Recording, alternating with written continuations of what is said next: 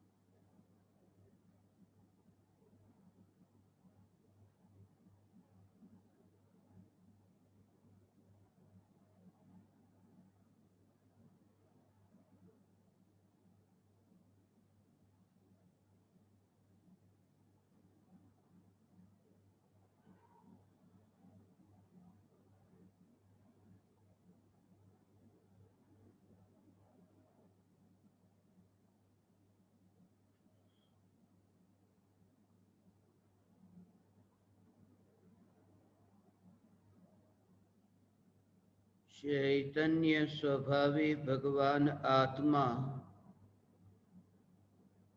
अनादि अनंत शुद्ध चैतन्य मात्र है, ज्ञान मात्र है। मैं शुद्ध चैतन्य मात्र, ज्ञान मात्र भगवान आत्मा हूँ। प्रति समय यह जागृति बनी रहे, इस जागृति का नाम धर्म है। देह की प्रत्येक क्रिया के काल में और विकल्पों के बहते प्रवाह के काल में ज्ञानी को प्रति समय यह जागृति रहती है कि मैं चैतन्य तत्व इस देह की किसी भी क्रिया में और विकल्पों के बहते प्रवाह में कहीं भी मिला नहीं हूँ। ऐसा शुद्ध चैतन्य तत्व मैं हूँ। प्रति समय स्वयं की शुद्ध चैतन्य सत्ता का बोध आत्म जागृति ही धर्म है। चैतन्य तत्व की स्व संवेदन प्रत्यक्ष निर्विकल्प अनुभूति होते ही देह होने पर भी देहातीत दशा प्रकट होती है। इतना ही नहीं, विकल्प होने पर भी विकल्पातीत दशा प्रकट होती है।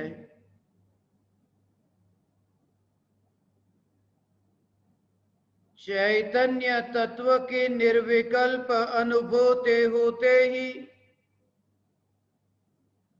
आत्मा में अतीन्द्रिय आनंद का सागर उछलता है। फिर भी ज्ञानी की दृष्टि उस अतीन्द्रिय आनंद के सागर की ओर भी नहीं जाती और दृष्टि चैतन्य तत्व पर ही टिकी रहती है। यह चैतन्य तत्व ही मैं हूँ। चैतन्य तत्व की निर्विकल्प अनुभूति होते ही ज्ञान दीपक प्रज्वलित होता है।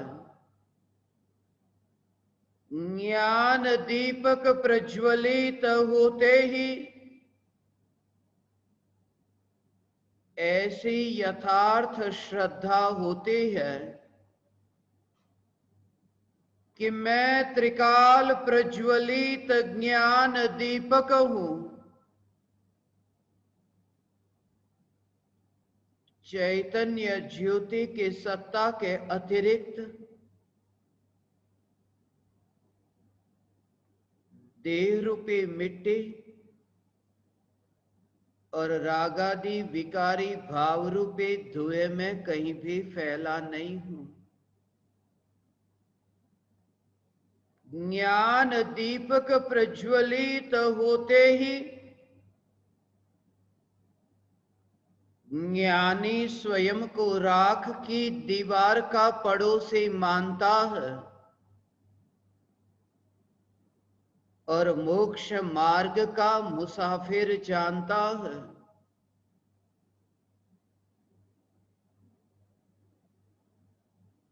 ज्ञान दीपक प्रज्वलित होते ही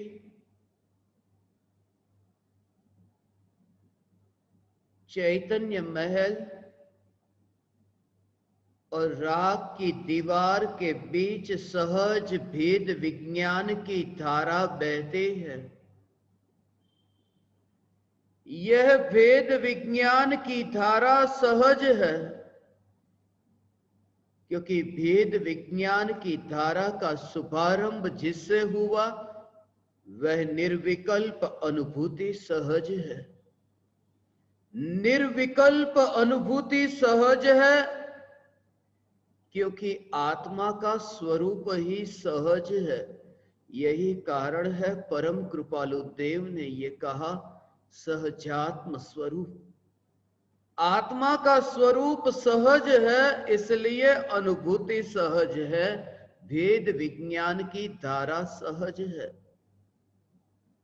चमड़े की आंखों से दिखाई देने वाला ज्ञानी जो देह में दिखाई देता है, भले ही ज्ञानी भी ऐसा निरूपण करते हो कि आत्मा देह में रहता है, मगर सत्य स्वरूप की पहचान हुई कि मैं इस राख की दीवार में कहीं पर भी नहीं। ऐसा प्रदेशों से भेद विज्ञान हुआ, लक्षणों से भेद विज्ञान हुआ। भले ही यह कहने में आता है कि तलवार म्यान के भीतर है, मगर गहराई में जाकर देखो तो तलवार म्यान के भीतर नहीं होती है। बाहर से जो देखता है वो ये देखता है कि तलवार म्यान के भीतर है, मगर जिसने स्वरूप के निकट जाकर देखा कि तलवार के जो परमाणु हैं वे परमाणु जिस आकाश के प्रदेश पर है, म्यान के परमाणु आकाश के उन्हीं प्रदेशों पर नहीं है।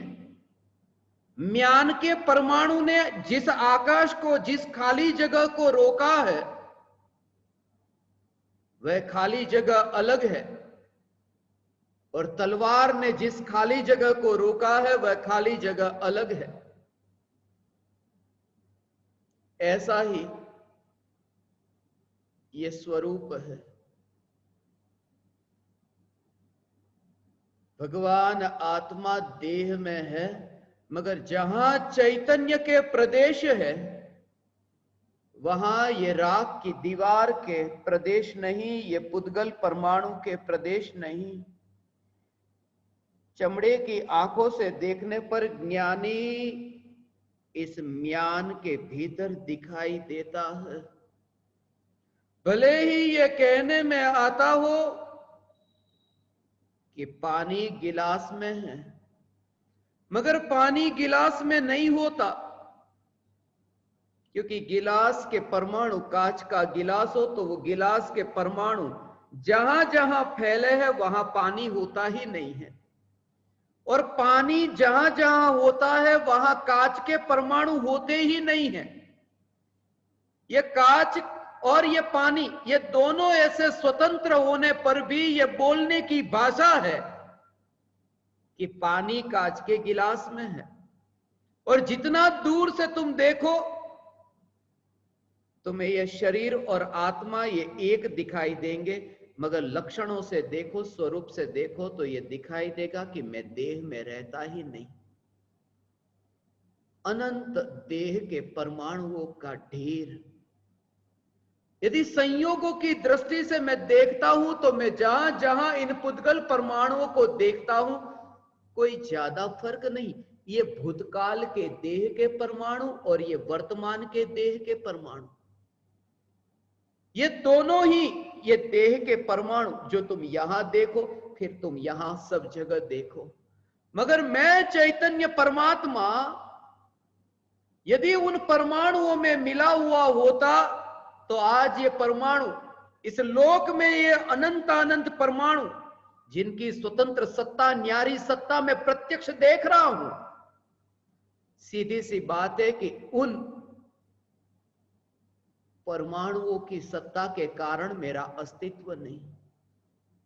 फिर ये देह के परमाणु कैसे भी हो, स्वर्ग के देवों की सुंदर काया, ऐसा सौंदर्य इस लोक में देखने जाओ तो अभी कहां मिले, यहां कहां मिले। ऐसे स्वर्ग के देवों की सुंदर काया, इतनी तन्मयता होती है आत्मा को उस देह के परमाणु में। मगर जैसे ही मृत्यु हुई, समझो कि तुम देवलोक से यहां पधारे और वही शरीर के परमाणु जो सौंदर्यवान, मगर तुम पहचान भी नहीं पाते। एक समय पहले ये माना कि इन परमाणुओं के कारण ही मेरी सत्ता है, मेरा अस्तित्व है, और अगले समय मैं जानता भी नहीं कि तू कौन है। और ऐसी अनित्यता के बोध के बल पर परम कृपालु देव मोहमयी नगरी में थे, फिर भी मोहमयी नगरी में नहीं थे। शरीर चलता था,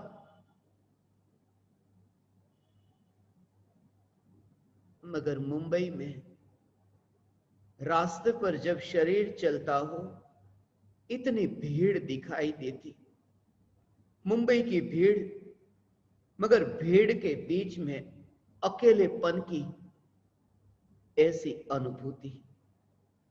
और ये अकेलापन भीड़ के बीच में, मेरी बात को तुम समझे नहीं, मुंबई की भीड़ मोहमयी की भीड़, ये मोहमयी की भीड़ के बीच में अकेलापन, न्यारापन, ये मोहमयी, ये मोह, ये चारित्र मोह की, ये विकल्पों की भीड़ जो आत्मा में विकल्पों के तरंग उठते हैं, ये मोहमयी की भीड़ है।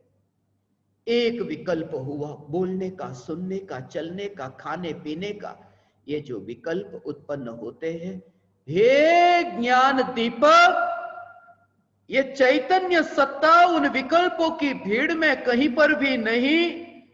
ऐसे ये ध्रुव चैतन्य सत्ता में, एक में एकत्व, ये दशा परम कृपालु देव की थी। मोहमयी की भीड़ में भी वे मोहमयी की भीड़ में नहीं थे, मोह के विकल्पों की भीड़ में नहीं थे।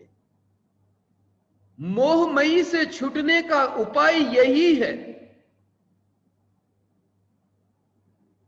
मोह से छूटना चाहते हो, छूट नहीं पाते। एक ही कारण, तुम जो मोह से छूटना चाहते हो, किसके मोह से? कि शरीर के मोह से मैं छूटना चाहता हूं, माता पिता के मोह से छूटना चाहता हूं, पत्नी पुत्र परिवार के मोह से मैं छूटना चाहता हूं। कभी तुम छूट न सकोगे। मोह से छूटने की एक ही विधि है कि मोह के मोह से तुम छूट जाओ। अर्थात ये जो मोह का भाव है, जो देह के प्रति जो मोह का भाव है, उस मोह के भाव से ही नाता तोड़ो। उसका भाव यह है कि चैतन्य सत्ता में ये शरीर, पुत्र, पत्नी, परिवार, ये आदि, ये बाहर के संयोग नहीं है, ऐसा नहीं। ये बाहर के संयोगों में एकत्व जिनसे होता है, ऐसा जो ये मोह का भाव, ये मोह का भाव चैतन्य परमात्मा की सत्ता में नहीं है। ऐसी ये चैतन्य की शुद्ध परमात्मा सत्ता, मोह का भाव है ही नहीं। आज तक तुमने मोह को दूर करना चाहा इसी चिंतन से कि मैं मोह वाला हूं, मैं मोहमयी हूं। मैं मोहमयी भी नहीं हूं और मैं मोहजयी भी नहीं हूं। मोहमयी ये अशुद्ध पर्याय है और मोहजयी ये शुद्ध पर्याय है। और मैं चैतन्य परमात्मा इन पर्यायों से न्यारा। ये तो विकार और अविकारी ऐसी पर्याय की बात। सूक्ष्म दृष्टि से देखो चैतन्य परमात्मा का स्वरूप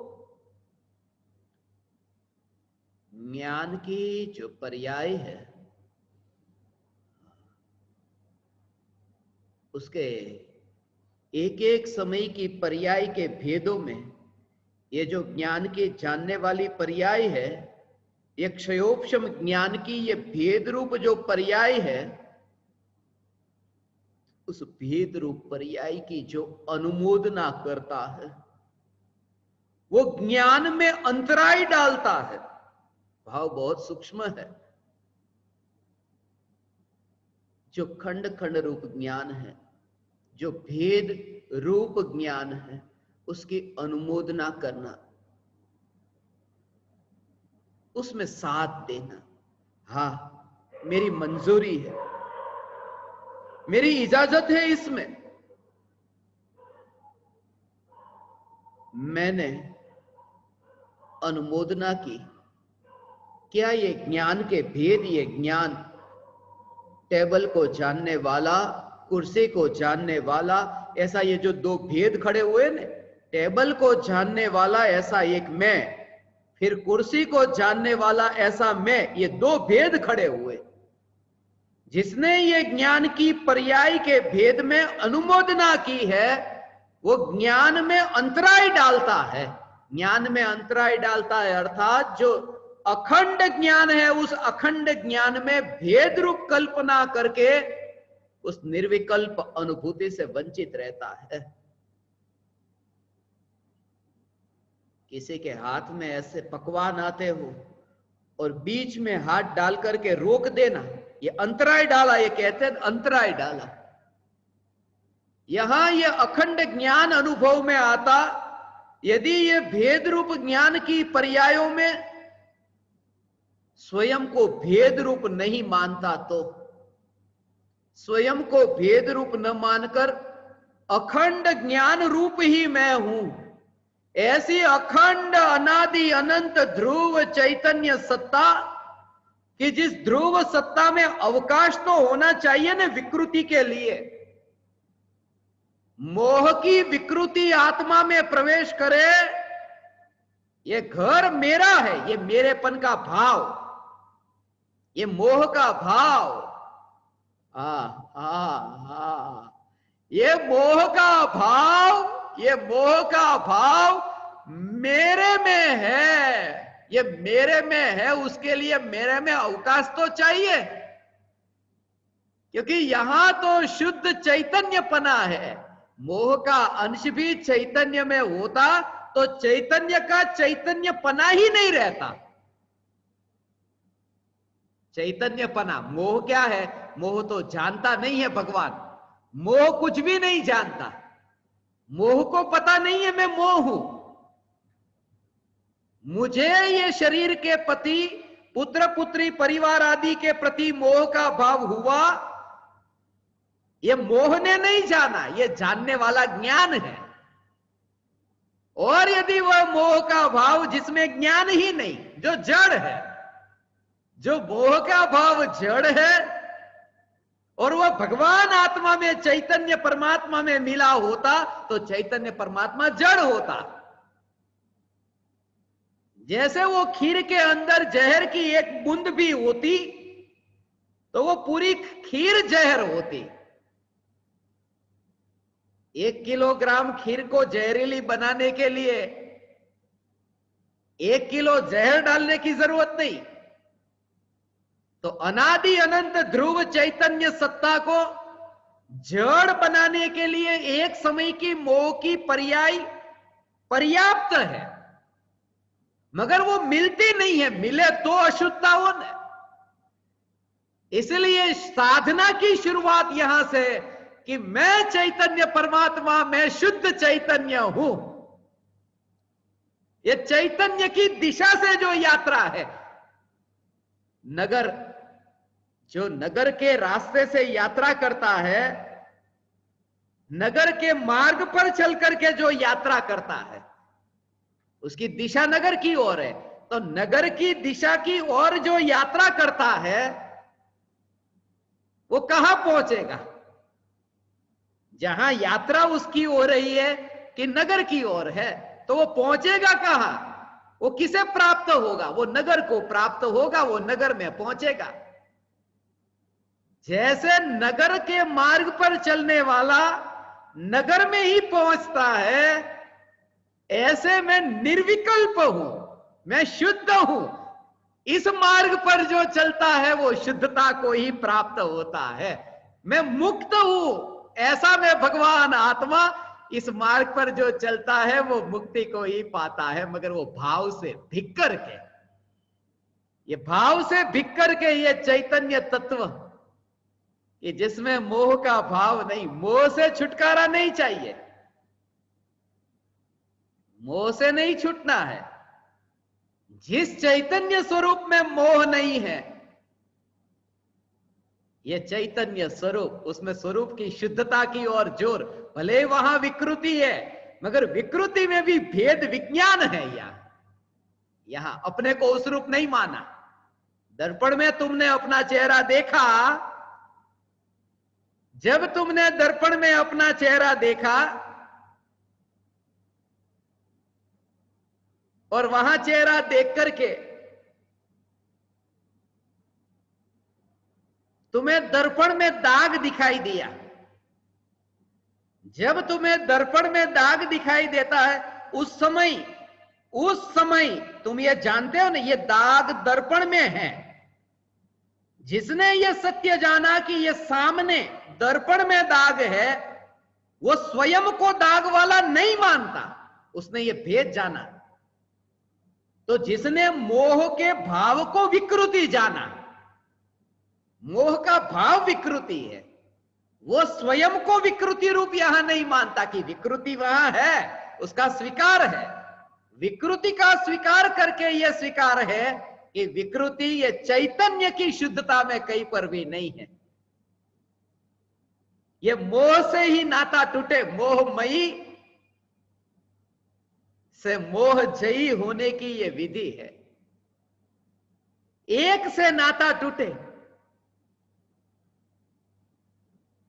कोई स्त्री यदि शिकायत करती है ना कि सास ससुर बहुत परेशान करते हैं,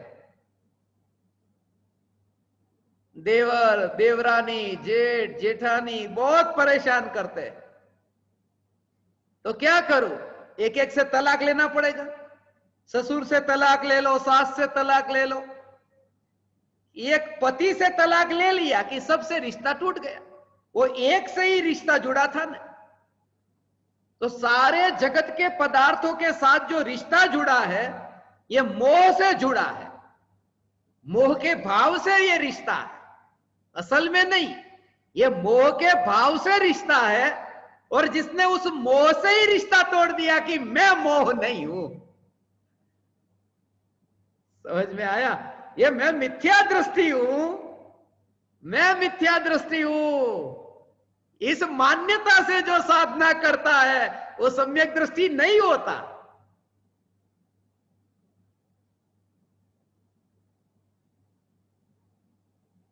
शुद्ध चैतन्य के आश्रय से भगवान आत्मा में ये एक समय का मोह का भाव वो है, वो है मगर होने पर भी वो स्वरूप नहीं। इतना तो भेद जाना ने। रस्सी से कोई व्यक्ति बंधा हो, यहां सिर्फ इतना ही स्वीकार करना है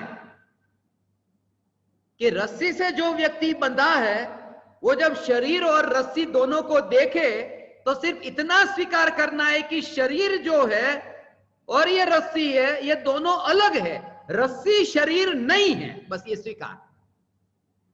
ऐसे ही कितने भी पदार्थों के प्रति जो मोह का भाव हो, मगर मोह में नहीं, मोह मेरा स्वरूप नहीं, ऐसा भेद विज्ञान।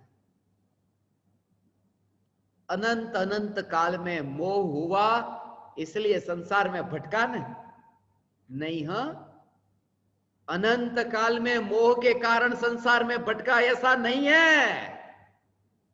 मिथ्यात्व के कारण संसार में भटका न, ऐसा नहीं। परम कृपालु देव जो कहते उसका भाव समझो। ये परम कृपालु देव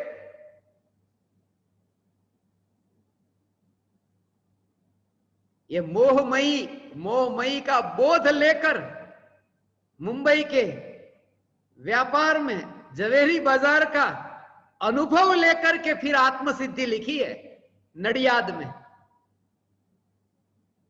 मिथ्यात्व के कारण संसार में भटका ऐसा नहीं, मोह के कारण संसार में भटका ऐसा नहीं, मगर जिस चैतन्य स्वरूप में मोह मिला ही नहीं है, ऐसे चैतन्य स्वरूप को नहीं समझा है, उस वजह से। इसलिए तो पहले ये कहा, जे स्वरूप समझा बिना पाम्यो दुख अनंत। ऐसा नहीं कहा मोह भाव के कारण पाया दुख अनंत। वो स्वरूप को समझे बिना, वो स्वरूप ऐसा है जिसमें मोह नहीं है। मगर वो स्वरूप को समझना हो, वो रस्सी को साथ में रख करके देखो कि मुझ में रस्सी नहीं तो फिर भूल होगी। शरीर को ही नजर में रख करके देखा कि मुझ में रस्सी नहीं तो ठीक है। ऐसे ही शुद्ध चैतन्य सत्ता जो ज्ञान मात्र है उसे ही दृष्टि में रखा तो फिर मुझे मोह नहीं है। और मोह के भाव के कारण ये जितने भी पर पदार्थों के साथ संबंध होते थे, पर का बुरा करना चाहा, भला करना चाहिए, राग द्वेष के भाव है ना, वो राग द्वेष के भाव भी इसलिए नहीं छूटते हैं क्योंकि राग द्वेष के भावों में भी मोह का भाव है। इसलिए सम्यक दर्शन जब प्रकट होता है तब देह में एकत्व नहीं रहता और मोह का भाव, जो राग द्वेष का भाव, उसमें एकत्व नहीं रहता। राग द्वेष तो होते, जैसे ज्ञानी को शरीर है, ऐसे ही ज्ञानी को क्रोध मान माया लोभ के भाव है, मगर देह में जैसे एकत्व नहीं, वो दर्शन मोह। देह में जैसे एकत्व नहीं है, ऐसे ही राग द्वेष में भी एकत्व नहीं। सम्यक दृष्टि को देह में एकत्व नहीं है, जो देह है ना उसमें एकत्व नहीं, राग द्वेष है उसमें एकत्व नहीं, मिथ्यात्व में एकत्व है। अरे मिथ्यात्व तो है ही नहीं, तभी तो वे ज्ञानी है। सम्यक दृष्टि जो है, जिन्हें मिथ्यात्व रहा ही नहीं, इसलिए उनका भेद विज्ञान मिथ्यात्व से नहीं है। रागादि वर्णादि भाव ये कहा है, मिथ्यात्वादी वर्णादि भाव ऐसा कह के नहीं, वो राग कह करके वो पर ऐसे प्रभाव जो चारित्र मोह, दर्शन मोह, वो त्रिकालवर्ती भगवान आत्मा जिसमें एक समय की पर्याय भूतकाल में इतने इतने अनंत अनंत देह में एकत्व हुआ न भगवान, अनंत अनंत देह में एकत्व हुआ, फिर भी जिस चैतन्य में एकत्व नहीं मिला, वस्तु तो नहीं मिली मगर एकत्व का भाव ही नहीं मिला। इस स्वरूप का तत्व विचार,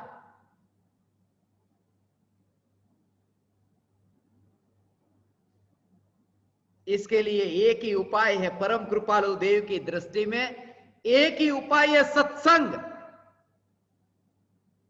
मुंबई में सब कुछ था मगर मुंबई की धरती को छोड़ा, ऐसा प्रत्यक्ष सत्संग नहीं। इसलिए हे ज्ञान दीपक, प्रत्यक्ष सत्संग के लिए हे ज्ञान दीपक, ये प्रत्यक्ष सत्संग की महिमा। इसलिए गुरु के युग में रहकर प्रत्यक्ष सत्संग वो छोड़ना न चाहे, वो स्थिति ऐसी है जैसे बहुत ऊंची ऊंची ऐसी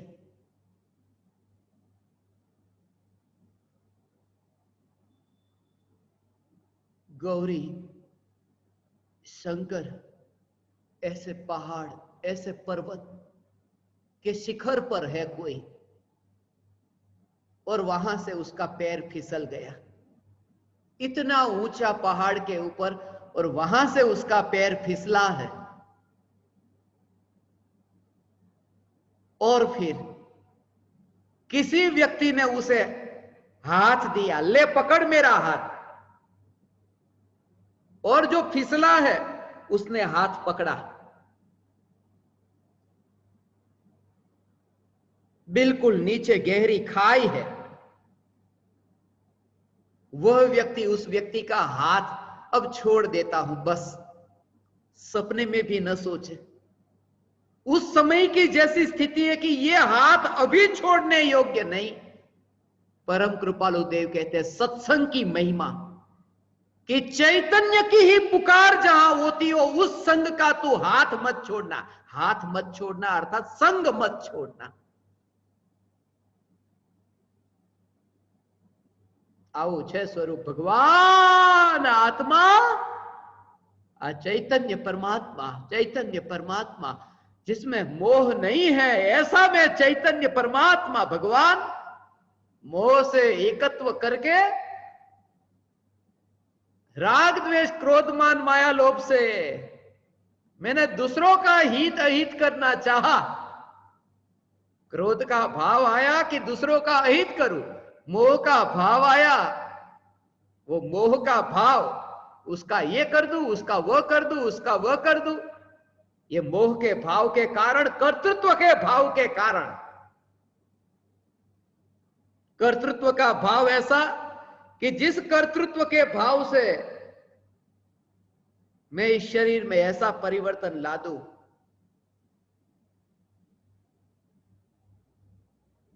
मगर इसे तो मिट्टी के रूप में देखा। अभी मृत्यु हुई कि तुरंत ही जाओ, चलो निकालो। घर वाले नहीं निकालते, घर वाले तो रोने धोने के चक्कर में पड़े। भगवान अर्थी की व्यवस्था वे नहीं करते, अर्थी की व्यवस्था पड़ोसी करने लगते। उन्हें भी तो वहां रहना है नहीं, कितनी बदबू सहेंगे इस मुर्दे की। वो तो रोने में पड़े, उनको थोड़ी है कि अभी चलो। सब लोग तैयारी फटाफट करने लगते, बाजार में जाकर के जो जो वस्तु मिलती है लेकर आने लगते। ये पड़ोसी कितनी बदबू सहेंगे। और वे बुरा नहीं करते कुछ, क्योंकि ये भाई साहब भी उनके घर पर गए थे जब उनके घर पर भी किसी की मौत हुई थी। ये सब एक दूसरों के घर पर ऐसा चलता रहता है। मगर जिसने इस देह में से निकलने से पहले ही इस देह को मिट्टी के रूप में देखा, यही तो कारण है स्मशान में मटकी को फोड़ते हैं। मैंने देखा है बचपन में उमराला के शमशान में मटकी અને દોણી કહેવાય, માટલાની એવી રીતે દોણી એવી રીતે લઈને જાય ને પછી ત્યાં માટલું फोड़े। ऐसे मट्टी को वहां फोड़ते हैं और वो ये बताते हैं कि देखो ये मटकी अभी ऊपर है और नीचे गिरी की, ये बताने के लिए कि मिट्टी ये देखो जमीन पर गिरी कि मिट्टी में मिल गई। वो एक प्रतीक है। ये देह रूपी मिट्टी ये पृथ्वी में मिलती है, वो एक इशारा है। जो इशारा से समझता है। उस समय मेरी उम्र 7 साल की थी और मुझे ये विचार आया था, ये मिट्टी मिट्टी में मिली। हे ज्ञान दीपक, कर्तृत्व का भाव न रहे इन परमाणुओं में। मैं इन परमाणुओं का कर्ता कहीं पर भी नहीं। ये जागृति कर्तृत्व भाव से मैंने स्वयं को ही पीड़ा पहुंचाई, स्वयं को ही कष्ट पहुंचाया। मैंने मारना चाहा, दूसरों का अहित करना चाहा। लोहे का गोला, जैसे अग्नि से तपा हुआ लोहे का गोला, कि ये लोहे के गोले को मैं उठाऊं और दूसरे को मैं मारूं। और जब मैं लोहे के गोले को दूसरों को मारने के लिए उठाता हूं, अग्नि से इतना तप रहा है, दूसरे को तो गोला जब लगे तब लगे, मैं ही जलता हूं सबसे पहले। तो कर्तृत्व भाव के कारण दूसरों का भला बुरा तो बाद में होता है, सबसे पहले उन भावों से तन्मयता होने के कारण मैं ही दुख को भोगता हूं। इसलिए भावों से भेद विज्ञान।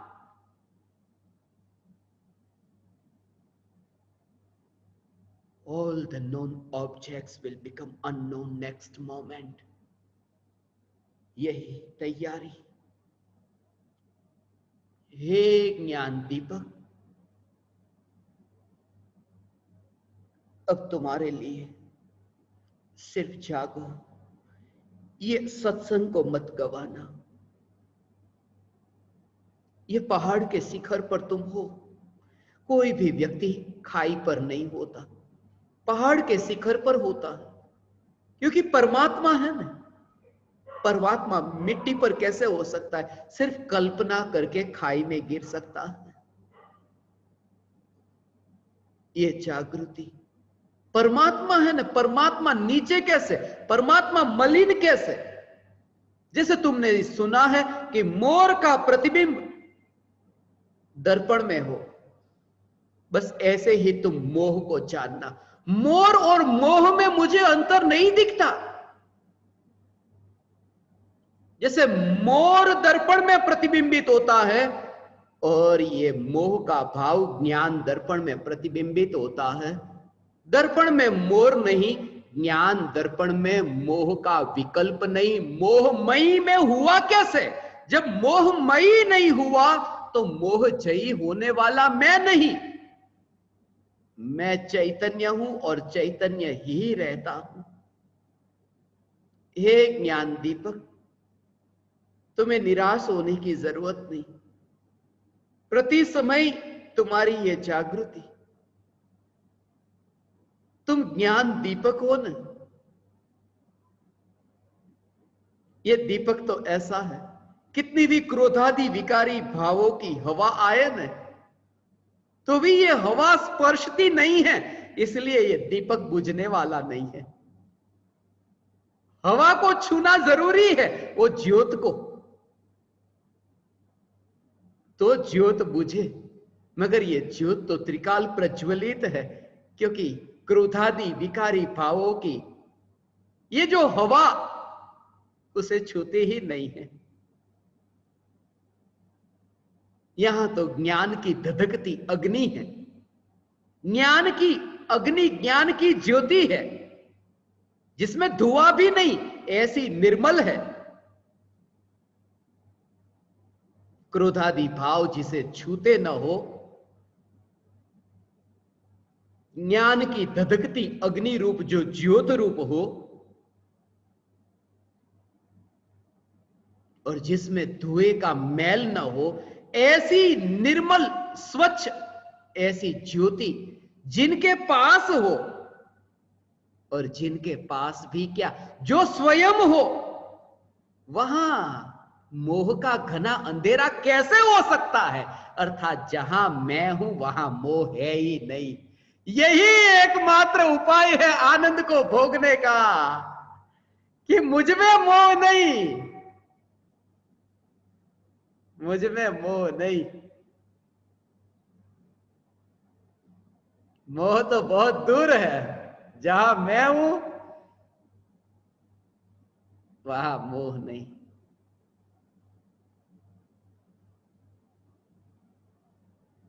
प्रति समय ये जागृति, मोह कुछ भी नहीं जानता, मोह मुझे पहचानता नहीं।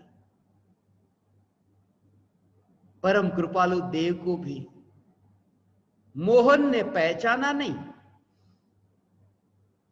मोह नहीं, मोहन, मोहनदास करमचंद गांधी, मोह ने पहचाना नहीं, तभी तो कवि कवि तक ही सीमित रह गए। वो परम कृपालु सदगुरु देव वाला जो अहोभाव है, वो अहोभाव किसी विरले को आता है, किसी सौभाग्य को आता है। समझे कोई सौभाग्य ये लिखा, मोहन न लिखा।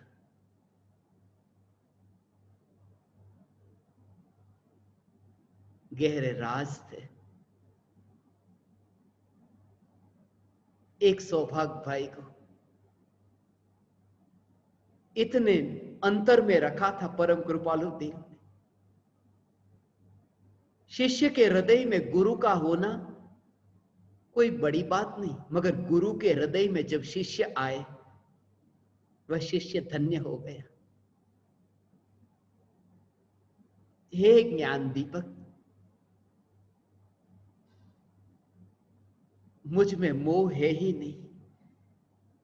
प्रति समय यह जागृति बनी रहे। आज सुनो, तत्व विचार करो। यहीं पर ही चैतन्य है, यहीं पर ही परमात्मा है। परमात्मा कभी मोही होता है? परमात्मा अशुद्ध होता है? परमात्मा पापी होता है? जब मैं परमात्मा कहूं तब उस शुद्ध चैतन्य ज्योत को ही देखना, वही परमात्मा। परमात्मा पापी होता है? मैं स्वयं परमात्मा हूं। हे ज्ञान दीपक, इन विकल्पों को जब यहां से ये विकल्प की तरंग उठती हो कि मैं स्वयं परमात्मा हूं, तब सागर की तरंगों की भांति वो देखता है।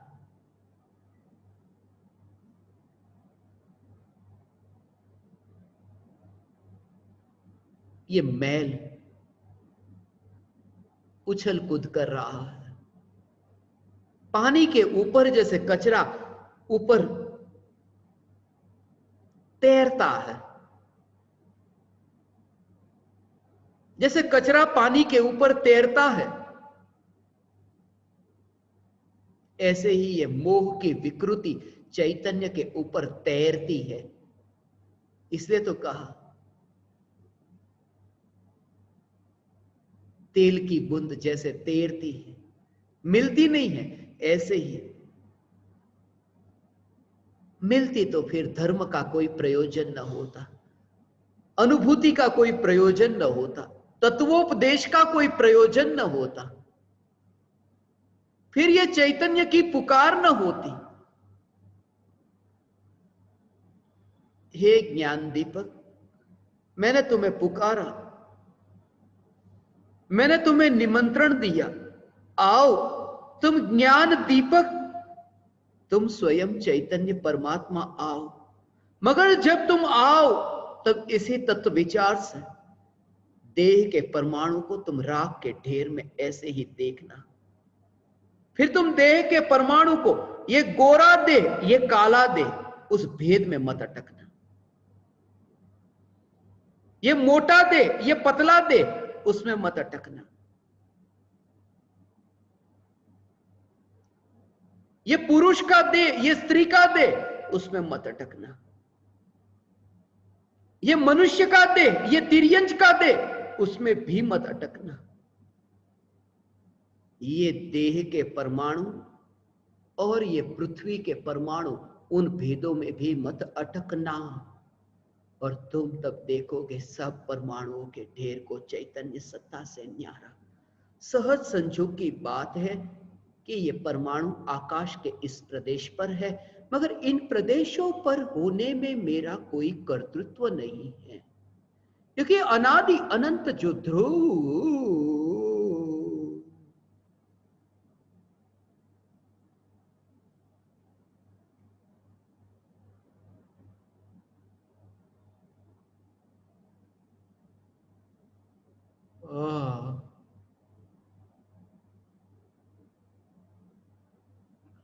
नित्य नित्य नित्य नित्य ऐसी ध्रुव, वह ध्रुव जो चैतन्य सत्ता और वर्तमान में ये राख की दीवार के ये परमाणु, कोई नाता ही कैसे बनता है? वो सत्ता है अनादि अनंत ध्रुव, और ये परमाणु अभी वर्तमान में और वो त्रिकाली ध्रुव चैतन्य सत्ता इन परमाणु को यहां रखती है। यहां से यहां हाथ के परमाणु ये होते हैं, वो त्रिकाली ध्रुव चैतन्य सत्ता सिकुड़ करके यहां आ जाती है। वो ऐसा तुम भाव समझो भगवान, ये चैतन्य परमात्मा, ये ध्रुव न्यायक, ये तुम्हें ऐसी न्यायक की अनुभूति होगी, मगर तुम निराश मत होना, तुम भी वहां तक पहुंचोगे, तुम पहुंचोगे। ये धैर्य का मार्ग है, ये सहज का मार्ग है, ये मार्ग ही सहज है। चींटी को देखते हो ना, जल्दी नहीं करती, उड़ती नहीं, मगर जमीन से जब वो पेड़ के ऊपर जाती है ना,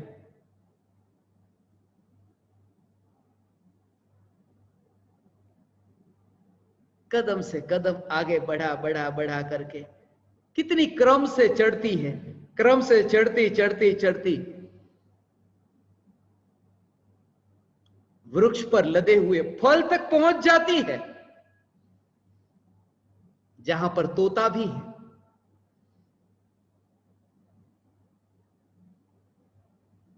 मगर तोते का ध्यान भी वहां नहीं जाता और चींटी वहां पहुंच जाती है। इसलिए तो कहता हूं, तोते राम पंडित वो वहीं पर ही है, शास्त्र को लेकर बैठे, मगर उनका ध्यान स्वरूप की ओर नहीं जाता। हे ज्ञान दीपक, तुम चींटी की चाल भी चलना, मगर क्रम से, धैर्य से, सहज, ऐसी तुम्हारी यात्रा हो। वरना ये तो ईंधन है, इन्हें ईंधन कहा, थोड़ा झटका लगे तुम्हें, ये तो ईंधन है। मंदिरों में भगवान की जो प्रतिमा देखते हो ना, उन्हें ईंधन कहा। ये अभी आग हुई कि वे चले गए, लकड़ी है, लकड़ी जल जाती है। ऐसे ही ये भगवान की प्रतिमा कुछ काल की देरी है, फिर बैर बिखेर होगी। जलने का मतलब यह है, पता ना होगा कि यहां कोई भगवान की मूर्ति थी। टूटी हुई मूर्तियां मिलती है ना, सीधी सी बात है, ये भी टूटने वाली है। मंदिर की मूर्तियां ये ईंधन है, ये पाषाण की देवालय की प्रतिमा जो अभी लगती है इतनी महिमावान, तीर्थों का जल, गंगा जल लोग कहते हैं ना, मगर वे भी तो ईंधन है। गंगा जल, उसकी भी क्या हालत होती है, कितना भी गंगा जल तुमने पिया, कितना भी तीर्थों का पावन जल तुमने पिया, मगर पी करके फिर वो नाबदानी में खाड़ कुआं जैसे अंत उसका वही है। कितना भी पवित्र वो तीर्थों का जल क्यों ना हो। और ऐसे ही ये शास्त्र के काव्य, ये अच्छी अच्छी बनी बनाई ऐसी ये कविताएं, कोई भूल नहीं। चतुर पंडितों की कविताएं देखो, रस्व, दीर्घ, अलंकार, छंद, मात्रा, कहीं पर भी कोई भूल नहीं, मगर उसमें प्राण नहीं, कोई भूल नहीं। भूल नहीं होना इसका मतलब यह नहीं कि वो सत्य है, शब्दों की भूल नहीं। मुर्दा भी होता है, मुर्दे में बीमारी नहीं होती। ऐसी ही अज्ञानी की कविताएं हैं जिसमें कोई भूल नहीं होती, छंद अलंकार सब अच्छी तरह सजाए हुए हैं, मगर उसमें चैतन्य की अनुभूति के प्राण नहीं है। इसलिए तो शब्द के प्रास में मत अटकना। ये काव्यादि को भी ईंधन की भांति कहा, ये काव्य भी तुम ईंधन समझना। हे ज्ञान दीपक, ये मोहमयी से मोहजयी शिविर का आयोजन, अब तुम निर्धन न रहे, आज तक निर्धन थे, अब तुम धनवान हुए। बहुत सालों से, जन्म से मुंबई में रहते थे, मगर निर्धन थे। अब तुम धनवान हुए। धनवान हुए नहीं, तुम अनादि अनंत धनवान हो। ये तुमने सुना, आज सुना। ये वैभव का तुम्हें ज्ञान हुआ। ये मेरे लाडले धनराज को मैं कहता था,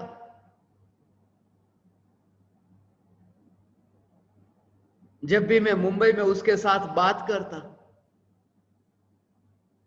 प्रॉपर्टी की जब भी बात चलती,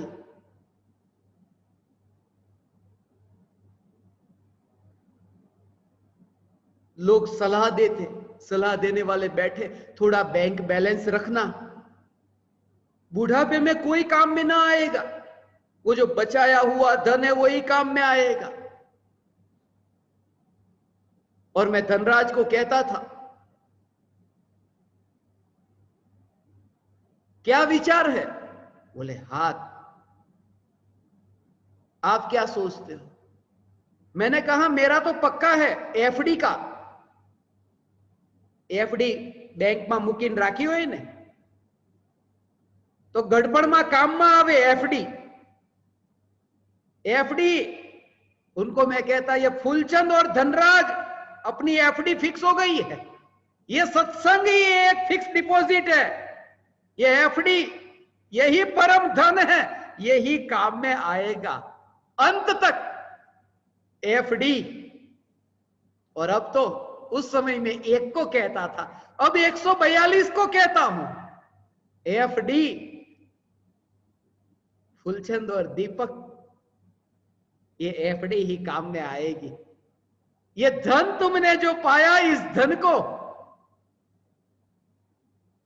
पाकर क्या करोगे? इस धन को पाकर उस व्यक्ति की भांति श्री नैमिश्वर ये कहते हैं, किसी गरीब व्यक्ति को रास्ते पर चलते चलते सोने का घड़ा मिल जाए तो वो व्यक्ति क्या करता है? रास्ते पर चलता था और सोने का घड़ा मिला, घर पर लाया और गुप्त जगह पर, छुपी जगह पर ऐसा रख दिया।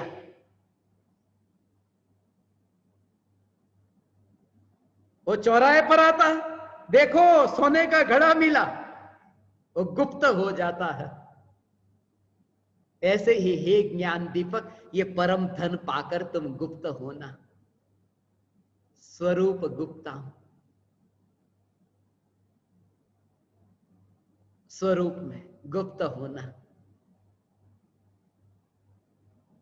और तुम होगे। तुम्हें देखता हूं,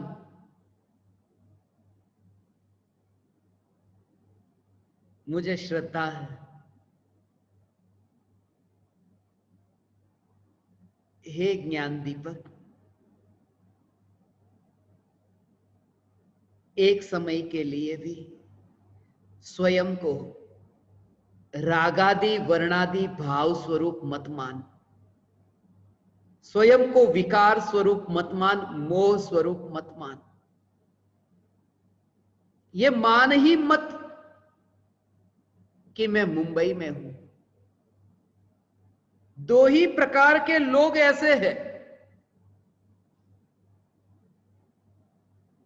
जिनको तुम देखो। कोई लोग ऐसे हैं जो गांव में रहते हैं, और कुछ लोग ऐसे हैं जो वन में रहते हैं। अनुभव से पहले ऐसी दशा होती है, अनुभव से पहले ऐसी दशा होती है, या तो वे ग्राम में रहते हैं या फिर वन में रहते हैं। और अनुभव के बाद ऐसी दशा होती है कि वे एकमात्र आत्मा में रहते हैं। मिथ्यात्व की भूमिका में, या घर परिवार, पुत्र पत्नी परिवार के साथ में रहते थे, उन्हें छोड़ करके फिर वन विहारी हुए, मगर रहे अज्ञानी। अज्ञानी गांव में रहते हैं और जंगल में, वन में रहते हैं, और ज्ञानी तो आत्मा में रहते हैं। हे ज्ञान दीपक, तुम मोहमयी में नहीं हो, ये स्वीकार हो।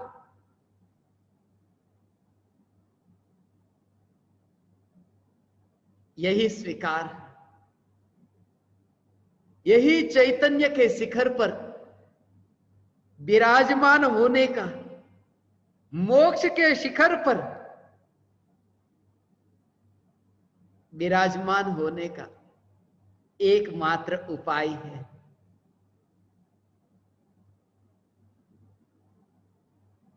सिद्ध भगवान है ना, लोक के शिखर पर।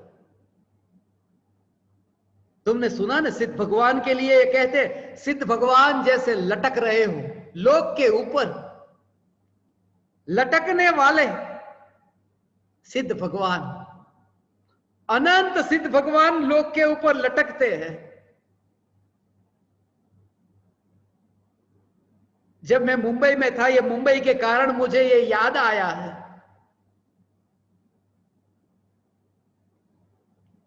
जो दक्षिण मुंबई में रहते हो उन्हें पता होगा,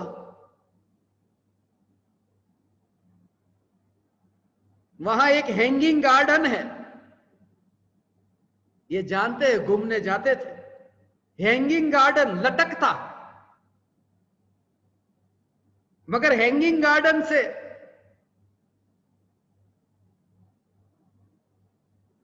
सब दिखाई देता है, नीचे पूरा मुंबई दिखाई देता है।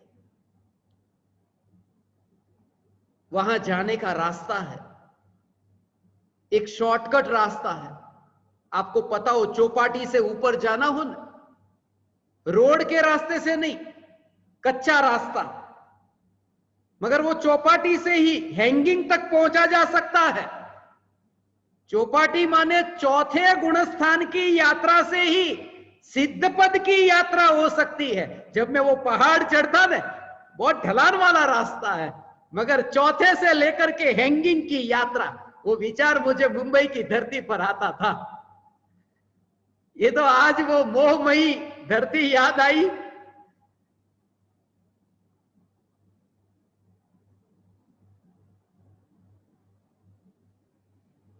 हे ज्ञान दीपक,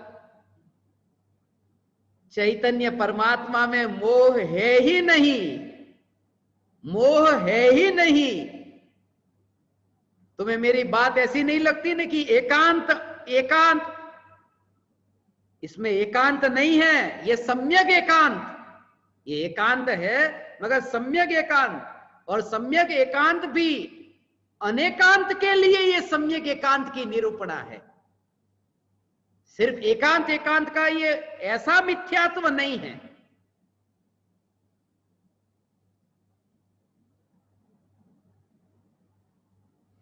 मेरा उद्देश्य, मेरा लक्ष्य यह है कि ये चैतन्य चैतन्य चैतन्य की पुकार सुन, शुद्ध चैतन्य की पुकार सुनकर तुम्हें वह शुद्धता की प्राप्ति हो, सम्यक दिशा की यात्रा से सम्यक्त्व की प्राप्ति हो। मैंने एकांत से यह निरूपण नहीं किया। यदि मैंने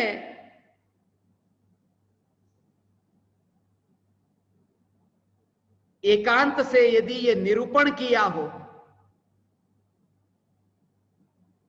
तो मेरी जीभ के 100 टुकड़े हो जाए।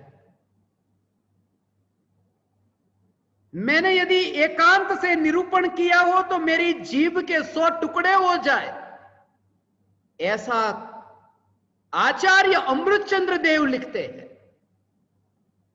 जब मैं तुम्हें चैतन्य परमात्मा की ये पुकार करता हूं कि चैतन्य परमात्मा जिसमें मोह है ही नहीं, तब तुम उसे एकांत ऐसा मत समझना, इसमें भी अनेकांत का भाव है। हे ज्ञान दीपक, हे चैतन्य परमात्मा, मोहमयी में रहकर मुझे आपने ये सत्संग करने का अवसर दिया। मजाक मजाक में ही ये सत्संग हो गया है। मैंने तो ये ज्ञान दीपकों को मेरे लाडले धनराज मांगीलाल को यही कहा था, कोरोना का समय है, मैं वहां आ रहा हूं।